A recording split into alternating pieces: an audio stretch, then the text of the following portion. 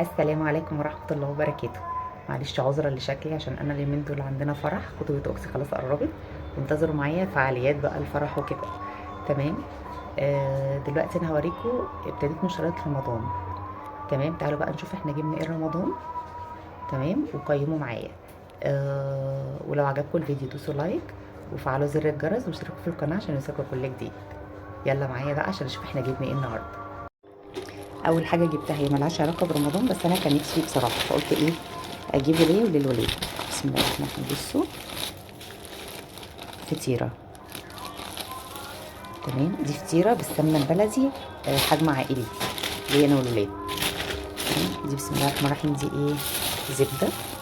زي ما انتم شايفين زبده فلاحي، زبده جاموسي فلاحي. تمام. وجبت كمان آه برطمان عسل اسود وبرطمان عسل ابيض. انا بحب العسل الابيض ده، بدي للولاد على الريق اليومين دول. والعسل الاسود برضو بيبقى حلو عشان ناكل الفطيره، وانا هناكل ايه بالفطيره. ودي بقى جبنه قريش، دي كده كيلو جبنه قريش. تعالوا نفتحها مع بعض، انا ما فتحتهاش. بسم الله الرحمن الرحيم. افتح الاسترتش ده.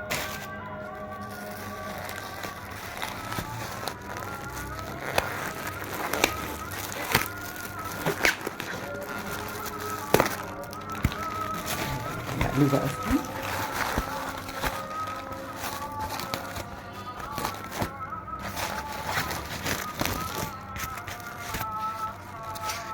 بسم الله الرحمن الرحيم.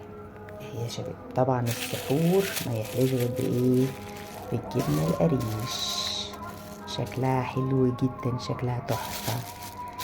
بس كده، ودمتم بألف خير، كل سنة وانتم طيبين، ورمضان كريم علينا وعليكم يا رب، اللهم امين. واستنوا زي ما بقول لكم فعاليات الفرح اليومين الجايين دول، عندنا فرح وهننزل كل الفعاليات ان شاء الله. يلا مع السلامة.